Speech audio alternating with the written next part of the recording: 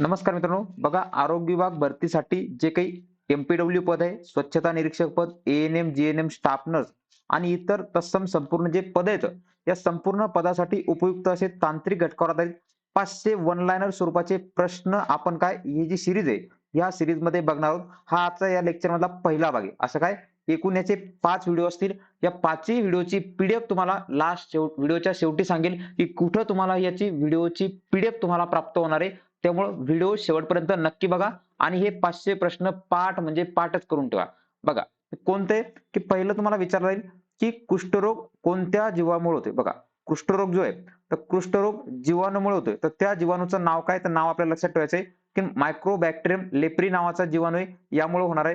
तर विचारलं हा कोणत्या प्रकारचा आजार आहे? तर कुष्ठरोग हा जीवाणूजन्य आजार आहे. कोणता आहे? जीवाणूजन्य स्वरूपाचा आजार आहे, लक्षात ठेवायचे. जर विचारलं कुष्ठरोग नियंत्रण कार्यक्रम, निर्मूलन कार्यक्रम कधी सुरू झाला? ते सुद्धा कामाचा प्रश्न लक्षात ठेवायचा. 1955 ला सुरू झाला. राष्ट्रीय कुष्ठरोग बघा, राष्ट्रीय कुष्ठरोग कार्यक्रम आणि निर्मूलन दोन्ही घटक वेगळे आहेत. जर कार्यक्रम जर विचारलं तर कार्यक्रम 1983 ला सुरू झालेला आहे. पाठ करून ठेवायचे. त्यानंतर कुष्ठरोगावर कोणती उपचार पद्धती वापरतात असं जर विचारलं, की त्याच्यावर उपचार पद्धती आहे का? तर उपचार पद्धतीचं नाव लक्षात ठेवा. एमडीटी, ज्याला मल्टी ड्रग्स थेरपी असं म्हटलं जातं. कुष्ठरोगाच्या अवस्था जर विचारला तर किती? एकूण याच्यात 3 अवस्था आहेत. बघा किती अवस्था आहेत? 3 अवस्थांमध्ये आपल्याला कुष्ठरोग पाहायला मिळतोय. जर विचारलं धनुर्वात हा रोग कशामुळे होतोय? बघा धनुर्वात कशामुळे होतो? तो जे काही स्क्लोडिटियम टिटॅनी जो आहे, यामुळे होणारा आजार आहे. घटसर्प या रोगाचा शोध कुणी लावला? बघा जो काही घटसर्प आजार आहे, या रोगाचा शोध कुणी लावला? हे सुद्धा कामाचा एक प्रश्न विचारत असतो. तर इमॅन्युएल रॉक्स यांनी काय केलंय? घटसर्प रोगाचा शोध लावलाय. प्लेग जो आहे, तर बघा प्लेग हा कोणता आहे? हा जीवाणूजन्य रोग आहे. हा मुद्दा लक्षात ठेवायचा आहे. परंतु जर विचारलं, की कोणत्या जीवाणूमुळे होतोय? जीवाणूचं नाव जर विचारलं तर नाव लक्षात ठेवायचं. एरेसिनिया पेस्टिस नावाचा जीवाणूमुळे प्लेग रोग होतोय. विषम ज्वराचा परिणाम कुठं होतो? बघा विषम ज्वर टायफॉइड जो आहे, याचा परिणाम आपले जे काही आतडे येतं, सोबत जे काही प्लीहा येतं, या प्लीहावर याचा परिणाम झालेला पाहायला मिळते. त्यानंतर विषम ज्वराचा जंतू कोणत्या आकाराचा असतो? बघा याचा जो जंतू आहे, त्या जंतूचा आकार सुद्धा विचारला असतो. तर जंतूचा आकार येतो आपला दंडाकृती स्वरूपाचा आकार. त्यानंतर पुढचा एक प्रश्न, विषम ज्वर हा कोणत्या प्रकारचा जीवाणूमुळे होते? बघा कोणत्या प्रकारचा जीवन आहे? तर त्या जीवाणूचं नाव लक्षात ठेवायचं. सॅल्मोनेला टायफी नावाच्या जीवाणूमुळं, बघा जीवाणूमुळे काय होते? विषम ज्वर होतो, हे लक्षात ठेवायचं. बघा मित्रांनो, आगामी येणाऱ्या आरोग्य विभागाच्या परीक्षेच्या दृष्टिकोनातून महत्त्वपूर्ण आपल्या तांत्रिक घटकाच्या बॅचेस सुरू झालेलं, ज्यामध्ये प्रथमतः आपली जर एक बॅच जर बघितली आपण, तर ज्यामध्ये स्वच्छता निरीक्षक भरतीची बॅच आहे, आरोग्य विभाग एमपीडब्ल्यू पदाची बॅच आहे, त्यानंतर एएनएम जीएनएम स्टाफ नर्स पदाची सुद्धा बॅच आपल्या ॲपवर उपलब्ध आहे. त्याचबरोबर संपूर्ण विषयाची तयारीसाठी आरोग्य विभाग भरतीची तांत्रिक अतांत्रिक घटकाची बॅच सुद्धा त्रिशा फाउंडेशन ॲपवर 999 रुपयामध्ये सुरुवातीच्या 500 विद्यार्थ्यांसाठी ही बॅच इथं तुम्हाला सवलतीच्या दरामध्ये प्राप्त होणार आहे. काही अडचण असली तर हा नंबर आहे 8767023669 या नंबरवर संपर्क साधू शकता, किंवा 7387505802 या नंबरवर संपर्क साधून तुम्ही अधिक माहिती विचारू शकता. बघा आता पुढचा एक प्रश्न ऑनलाईन स्वरूपात लक्षात ठेवायचा आहे, की एड्स शरीराच्या कोणत्या भागावर हल्ला करतो? बघा कोणता हल्ला आहे? ज्या काही महत्त्वपूर्ण आपल्या ज्या काही डब्ल्यूबीसी आहेत, बघा पांढऱ्या पेशी ज्याला आपण म्हणतो, तर डब्ल्यूबीसीवर हल्ला करतात. कशावर हल्ला करत नाही असं जर विचारलं, कोणत्या अवयवावर परिणाम होत नाही, तर आपले जे काही नख येतं, बघा नख आणि जे केस येतं, हे केस सोडून आपले इतर अवयवांवर एड्सचा प्रभाव होतोय.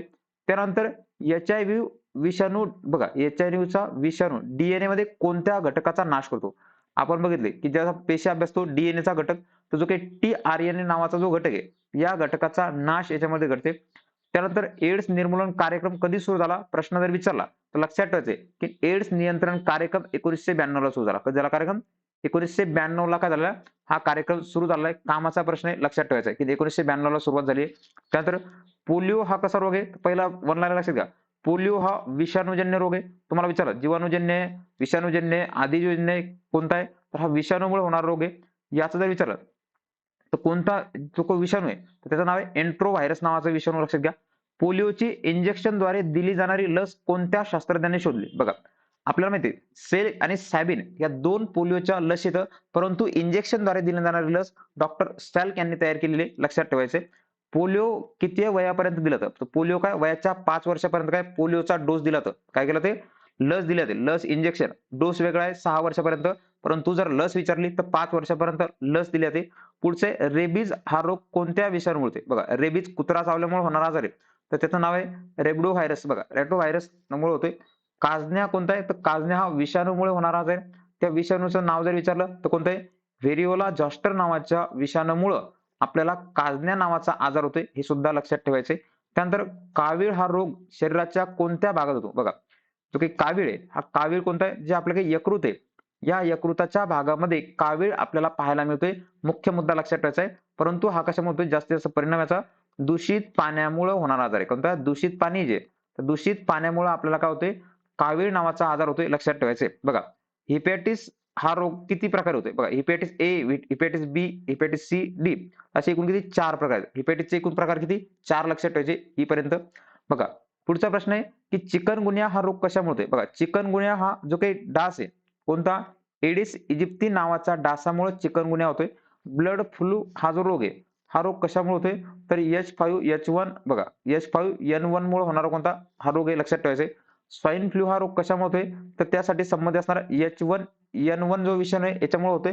त्यानंतर डासाच्या कोणत्या मादीमुळे हिवतापाची लागण होते बघा की आपल्याला माहिती आहे की मादी डास चावल्यामुळे आपल्याला हिवताप येतो. परंतु त्या डासाचं नाव तुम्हाला परीक्षेमध्ये विचारलं जाऊ शकतं. तर अॅनेफिलीज मादी डास ही कोणती डास आहे ही मादी डास आहे. ही मादी डास चावल्यामुळे काय होतं आपल्याला हिवताप होतो. प्रश्न लक्षात ठेवायचा आहे. सोबत पुढचा प्रश्न आहे हिवतापावर कोणतं औषध देतात विचारलं जाऊ शकते लक्षात ठेवायचे. क्लोरोक्विन बघा क्लोरोक्विन आणि प्रायझोमॅक्सिन हे 2 औषधं काय केली जातात हिवतापावर दिली जातात. पुढचे अॅनेफिलीज डासाच्या किती प्रजाती आहेत बघा अॅनेफिलीज जे डास आहे याच्या किती प्रजाती आहेत तर प्रजाती विचारलं तर लक्षात ठेवा एकूण 44 प्रजाती आहेत. बघा डासामुळे आजार देतात ते कोणते आदिजीव प्लाझ्मोडियम स्वरूपाचे आजार येतात. डासामुळे पसरणारे आजार कोणते प्लाझ्मोडियम स्वरूपाचे आजार तुम्हाला लक्षात ठेवायचे. त्यानंतर हत्तीरोग कोणत्या डासामुळे होते बघा हत्तीपाय रोग जो आहे तर हा कोणता जे क्ल्युलेक्स नावाचा डास आहे बघा क्ल्युलेक्स नावाचा जो डास आहे त्या डास चावल्यामुळे काय होते आपल्याला हत्तीरोग होते. हत्तीरोगावर जर गोळ्या विचारल्या कोणत्या गोळ्या दिल्या तर औषधी काय तर तिचं नाव आहे DEC अर्थात बघा DEC आणि अल्बुडायझोल जंतुनाशक आहे याचा उपचार केला जातो. त्यानंतर हत्तीपाय किंवा हात सुजला असेल तर त्यावर कोणतं मलम लावतात तर लक्षात ठेवायचे सोमोएसिन नावाचं औषध याच्यावर लावले जाते. हत्तीरोग दिवसभर शरीराच्या कोणत्या भागात लपून बसतोय हा प्रश्न तुम्हाला कामाचा आहे विचारला जातो स्टार मार्क द्यायचा आहे. की हत्तीरोगाचा जो जंतू आहे हा दिवसभर ज्या काय आपल्या लसिका ग्रंथीच्या या लसिका ग्रंथीमध्ये तो लपून बसलेला असतो रात्रीच्या वेळी तो बाहेर पडतो हा सुद्धा मुद्दा लक्षात ठेवायचा आहे. म्हणून याची तपासणी काय केली जाते रात्री केली जाते लक्षात ठेवायचे. बघा पुढचं आहे काला आजार कशाला होतो बघा काला आजार हा एक रोग आहे. याचा जो काही लेशमिया नावाचा आहे लेक्सिमियामुळे होणारा कोणता हा आजार आहे. काला आजार कोणत्या माशीमुळे होतो माशीचं नाव विचारलं तर कोणती माशी आहे स्लॅन्ड फ्लाय नावाच्या माशीमुळे होणारा आजार आहे. त्यानंतर पित्तज्वर जो आहे आपण ज्याला ऍसिडिटी म्हणतोय बघा पित्तज्वर ऍसिडीचा शोध कोणी लावला कामाचा प्रश्न आहे विचारला असतो वॉटर रीड यांनी काय केलंय पित्तज्वराचा शोध लावलेला आहे. देवीची लस कोणी शोधली गेली बघा देवी रोगाची लस कोणी शोधून काढली याच्यावर प्रश्न येऊन गेला एमपीएससी पर्यंत की एडवर्ड जेनेर जे यांनी काय केलंय याची हे लावलेलं आहे. त्यानंतर लैंगिकदृष्ट्या पारेषित रोग कोणते ज्याला आपण STD रोग म्हणतोय काय सेक्सुअल ट्रान्सफर डिसीज ज्याला म्हटलं तर ते त्यामध्ये असणारे कोणते क्रॅफाइड्स आहे एड्स आहे त्यानंतर व्हॅनेरियम आहे हिपॅटिस बी त्याला कावीळ म्हणतो कावीळ बी जो आहे तर हिपॅटिस बी सुद्धा हे होतोय. बघा पुढचा एक रक्तदाबासंदर्भामध्ये कमी रक्तदाब ज्याला आपण ब्लड प्रेशर कमी म्हणतोय तर तो किती असतोय 100 ते 60 मिलीमीटर. त्यानंतर उच्च रक्तदाब म्हणजे किती 160 ते 95च्या दरम्यान असणारा त्याला म्हटलं जातं. डाऊन सिंड्रोम या रोगामध्ये किती गुणसूत्र आढळतात बघा डाऊन सिंड्रोम या रोगामध्ये 47 गुणसूत्र आढळतात. एकूण जर विचारलं आपल्याला तर एकूण गुणसूत्रे आपल्या जे मानवामध्ये असणारे 46 इथं जोड्या विचारल्या 23 जोड्या येतं किती 23 पेअर अर्थात 23 जोड्या आपल्याला पाहायला मिळतात. सोबत टर्नर सिंड्रोम बघा टर्नर सिंड्रोम नावाचा जो आजार आहे या आजारामध्ये X गुणसूत्र अस्तित्वात असतात. कोणतं असते एक सिल्कीचं असणारं X गुणसूत्र अस्तित्वात असते हे लक्षात ठेवायचे. बघा मित्रांनो संपूर्ण याची PDF प्राप्त करण्यासाठी तुम्हाला काय करायचंय त्रिशा फाउंडेशन ऍप हे आजच काय प्ले स्टोअरला जाऊन डाउनलोड करा. तसेच संपूर्ण अपडेट माहितीसाठी MPSC ऑल इन वन नावाचं टेलिग्राम चॅनल जॉईन करा. सोबत इंस्टाग्राम पेज आहे त्रिशा फाउंडेशन नावाचं ते सुद्धा जॉईन करा. काही जर अडचण असली 73 87 50 58 02 किंवा बघा किंवा तुम्ही 87 67 02 36 69 या नंबरवर संपर्क साधून तुम्ही काय अधिक माहिती विचारू शकता. आणि तुम्हाला काय करायचंय या व्हिडिओच्या डिस्क्रिप्शन बॉक्समध्ये बघा या व्हिडिओच्या डिस्क्रिप्शन बॉक्समध्ये तुम्हाला एक व्हॉट्सअप ग्रुपची लिंक दिली आहे. कोणते व्हॉट्सअप ग्रुप जो आहे याची लिंक दिली आहे ती लिंक जॉईन करा. तुम्हाला संपूर्ण जे काही झालेल्या लेक्चरचे PDF आहे त्या ग्रुपवर त्या ठिकाणी काय प्राप्त होऊन जाईल. काय होऊन जाईल? त्या ठिकाणी प्राप्त होऊन जाईल. त्यामुळे काय करायचंय, एक तर इथं लिंक दिलेली आहे.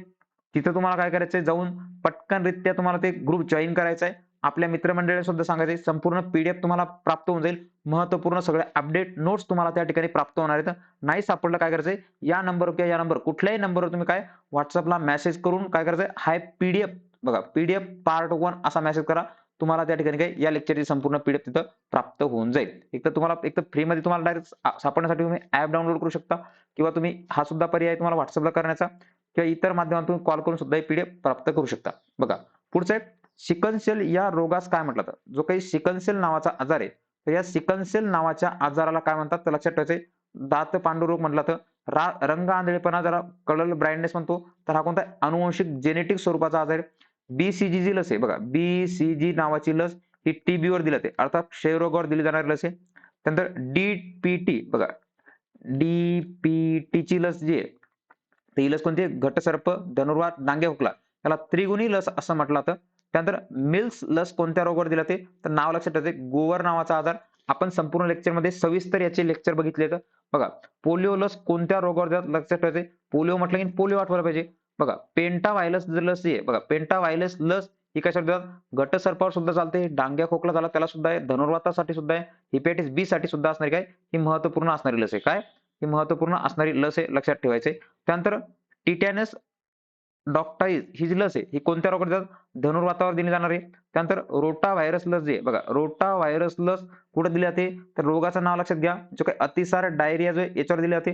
त्यानंतर जॅपनीज इन्स्टिफ्लायटिस पहिला डोस कधी बघा, जॅपनीजचा जो इन्स्टिफ्लायटिसचा जो लस आहे हा कधी दिला तो? हा डोस 9 ते 12 महिन्यामध्ये. जो काही आपला डावा दंड आहे, या डाव्या दंडावर काय याचा लस दिली जाते. DPTची लस कशी दिली जाते? तर ती दिली जाते 16 ते 24 महिन्याचं बाळ जेव्हा असतं तेव्हा डाव्या मांडीमध्ये, पायामध्ये देतात आणि एक कुठे दिली असते? आपल्या दंडामध्ये दिली जाते. लहानपणी आपण सुद्धा ह्या लसी काय घेतलेल्या आहेत? काय केलेल्या आहेत? ह्या सुद्धा लसी आपण घेतलेल्या आहेत. पुढचा प्रश्न आहे, संसर्गजन्य टाकाऊ पदार्थ कोणत्या पिशवीमध्ये टाकले जातात? बघा, संसर्गजन्य जे येतं, ज्यापासून रोग पसरू शकतो असे जे पदार्थ येतात ते कोणत्या पिशवीमध्ये टाकले जातात? तर ते लाल पिशवी. लाल पिशवीमध्ये आपण कायद्यामध्ये सविस्तररित्या अभ्यासमध्ये अभ्यासलेले. टाकाऊ वस्तू हाताळण्यासाठी कर्मचाऱ्यांनी कोणती लस घ्यावी? कर्मचाऱ्यांनी लस घेतली पाहिजे. हेपॅटायटिस बी ट्रान्सफर असणारी आणि धनुर्वात प्रतिबंधक लस ही घेणं खूप गरजेचं आहे. कारण की वस्तू हाताळताना काय होऊ शकते आपल्याला, एखाद्याला जर जखम झाली, लोखंडी जखम झाली, नकळतपणे थोडं जर असलं तर त्यांना काय असलं पाहिजे? धनुर्वातची लस घेतली पाहिजे. कोणत्या रोगात अँटीबॉडीजमध्ये चौपट वाढ होते? ज्या पांढऱ्या गोवरमध्ये काय आणि प्रतिजैविकाची वाढ होते गोवरमध्ये. विडाल चाचणी जे विडाल टेस्ट कोणत्या रोगासाठी केली जाते? बघा, विडाल टेस्ट कुठे केली जाते? तर जो टायफॉइडसाठी केले जाणाऱ्या लसचं नाव काय? प्रश्न विचारला तो, लक्षात ठेवायचा ऑनलाईन स्वरूपामध्ये टायफॉइडसाठी.